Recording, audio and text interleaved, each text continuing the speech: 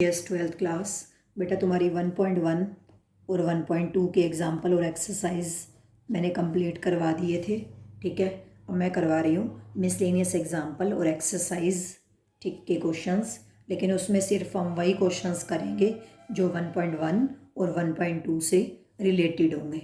ठीक है, बाकी हम क्रॉस करते जाएंगे, वो मैं तुम्हें साथ के साथ बता दूँगी। ठीक है, कि कौन से करने हैं और कौन से नहीं करने।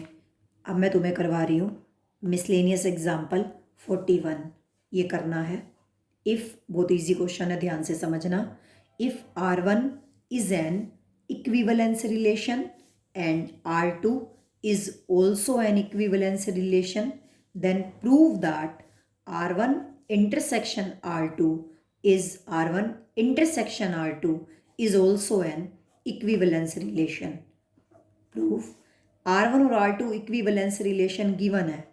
Given R1 is an equivalence relation, वो तुम पूरा अपने आप लिख लेना, and R2 is also an equivalence relation.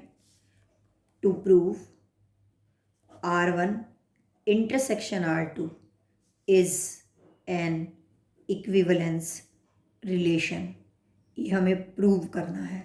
और एक और चीज़ इस क्वेश्चन के अंदर ध्यान रखना बेटा, ये अंडरस्टूड है इस क्वेश्चन के अंदर, ये जो R1 इक्विवेलेंस रिलेशन गिवन है और R2 इक्विवेलेंस रिलेशन गिवन है, इसका मतलब ये जो R1 और R2 है ना, ये सेम सेट के ऊपर डिफाइंड है। अगर ये सेम सेट के ऊपर डिफाइंड नहीं होंगे तो हमारा ये क्वेश्चन ही नहीं बनता।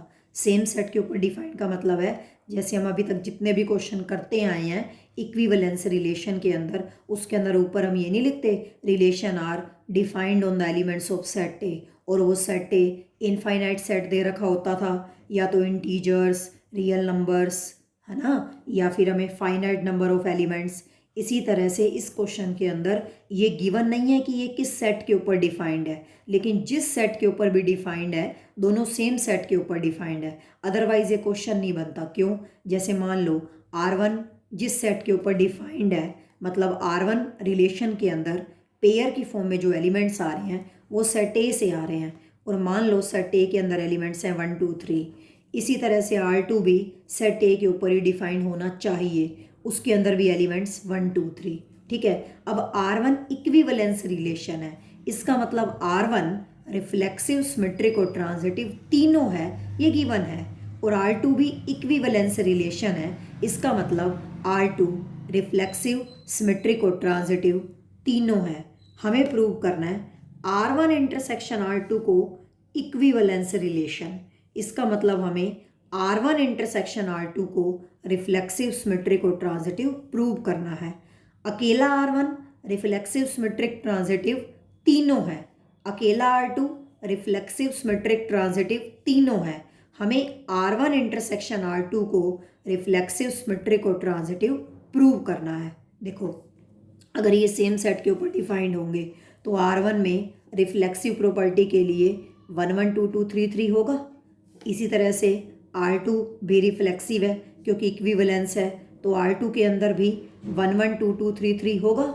मीन्स 1 1 2 2 3 3 और भी होंगे 1 2 2 1, लेकिन मैं सिर्फ एक एग्जांपल दे रही हूँ। ये R1 में होगा क्योंकि R1 रिफ्लेक्सिव है, और R2 इक्विवेलेंस है तो R2 भी रिफ्लेक्सिव है, तो R2 के अंदर भी तो 1 1 2 2 3 3 ये होगा क्योंकि R2 भी रिफ्लेक्सिव, सिमेट्रिक, ट्रांजिटिव तीनों हैं। अब देखो, अगर 1 1 R1 में है तो 1 1 R2 में भी है, तभी तो इन दोनों के इंटरसेक्शन में जाएगा 1 1 R1 इंटरसेक्शन R2 में, तभी तो R1 इंटरसेक्शन R2 रिफ्लेक्सिव होगा।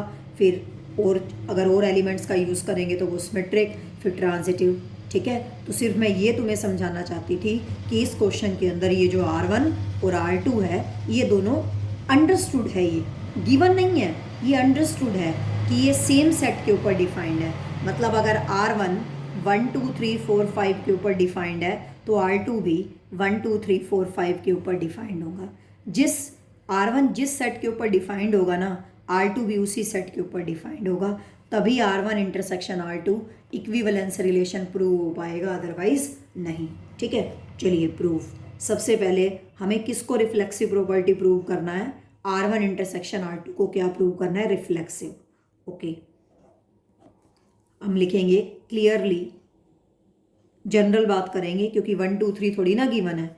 Clearly A, belongs to R1। क्यों? क्योंकि R1 तो रिफ्लेक्सिव है, तो कोई एलिमेंट खुद अपने एलिमेंट से तो रिलेट करेगा ही। एंड ऑल्सो A, R2 में भी होगा। क्यों? क्योंकि R2 भी इक्विवेलेंस रिलेशन है, R2 भी अलग से रिफ्लेक्सिव भी है, सिमेट्रिक भी और ट्रांजिटिव भी। A, R1 में होगा, कोई एलिमेंट खुद अपने एलिमेंट से रिलेट करेगा, कोई एलिमेंट खुद अपने एलिमेंट से रिलेट करेगा। A, R1 में भी होगा अलग से, और A, अलग से R2 में भी होगा। Why? Reason because R1 and R2 are reflexive, क्योंकि अलग अलग तो रिफ्लेक्सिव है। अब A, R1 में भी है एंड A, R2 में भी है, इसका मतलब A, इन दोनों के इंटरसेक्शन में भी जाएगा, R1 इंटरसेक्शन R2। अब A, कोई एलिमेंट खुद अपने ही एलिमेंट से रिलेट करके R1 इंटरसेक्शन R2 में चला गया, this implies R1 intersection R2 is reflexive. Very simple. ठीक है। Now second, symmetric. अलग अलग तो थे क्योंकि वो अलग अलग तो रिफ्लेक्सिव हैं, तो दोनों में है तो इन दोनों के इंटरसेक्शन में चला गया, तो ये रिफ्लेक्सिव हो गया। नाउ सेकेंड, सिमेट्रिक प्रूव करना है। किसको? अलग अलग तो हैं, अलग अलग R1 सिमेट्रिक है, R2 सिमेट्रिक है, हमें R1 इंटरसेक्शन R2 को क्या प्रूव करना है, सिमेट्रिक। ठीक है। Let A, B belongs to R1 intersection R2। हमें क्या प्रूव करना है, B, A belongs to R1 intersection R2। तो R1 इंटरसेक्शन R2 क्या हो जाएगा, सिमेट्रिक। ठीक है।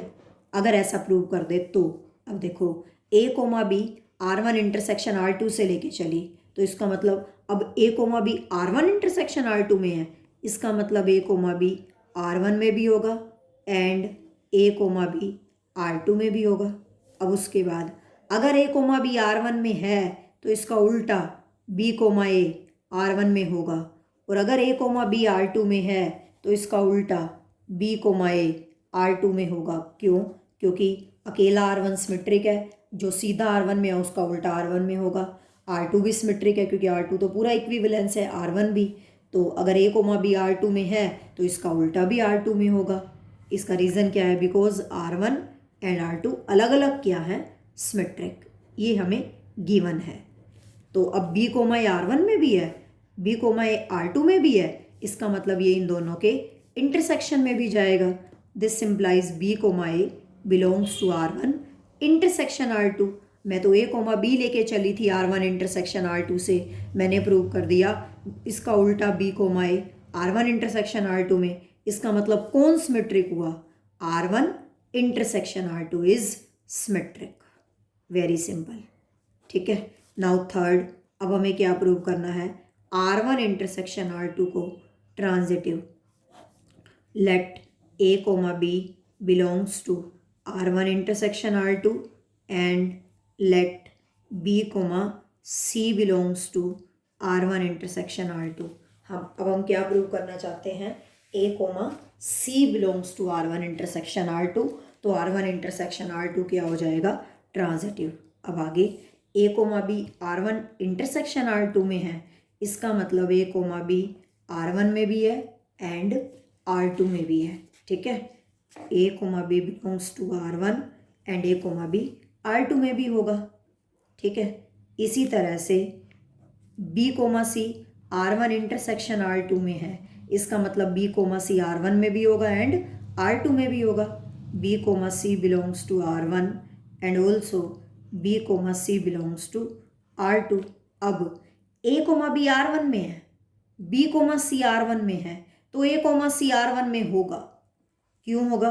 क्योंकि R1 तो पूरा इक्विवेलेंस रिलेशन है, तो उसमें तो ट्रांजिटिव भी आता है क्योंकि R1 ट्रांजिटिव है, इसलिए। सिमिलरली A, B R2 में है, B, C R2 में है, तो A, C R2 में होगा। क्यों होगा? क्योंकि R2 भी तो इक्विवेलेंस है, ये भी गिवन है, अकेला R2 भी इक्विवेलेंस है, इसका मतलब अकेला R2 ट्रांजिटिव हुआ। ठीक है। इसका रीज़न क्या लिखेंगे, because R1 and R2 are transitive, अलग अलग R1 और R2 ट्रांजिटिव हैं। अब A, C R1 में भी है और A, C R2 में भी है, इसका मतलब इन दोनों के इंटरसेक्शन में भी जाएगा। This implies A comma C belongs to R1 intersection R2। अब ए coma B R1 intersection R2 से लेके चली थी and B comma C R1 intersection R2 से लेके चली थी। हमने क्या प्रूव कर दिया, a comma C belongs to R1 intersection R2।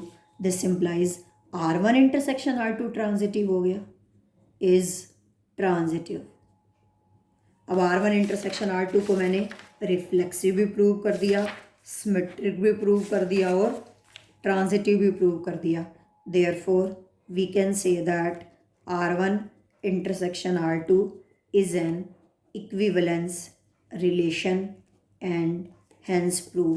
Paper में क्वेश्चन ऐसे भी आ सकता है, prove that intersection of two equivalence relation is again equivalence relation. R1 R2 equivalence हैं, उन दोनों का इंटरसेक्शन इक्विवेलेंस रिलेशन प्रूव करना है। पेपर में क्वेश्चन ऐसे भी आ सकता है, prove that intersection of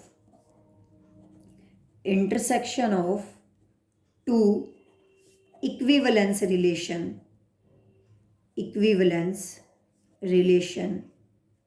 is again an equivalence relation।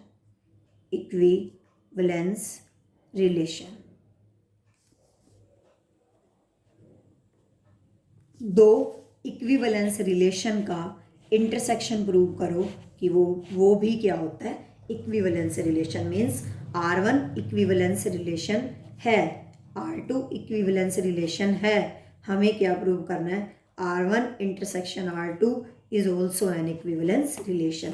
तो इसको ऐसे प्रूव करना है, ठीक है, वेरी सिंपल, ठीक है। बाकी काम हम नेक्स्ट वीडियो में करेंगे। ओके।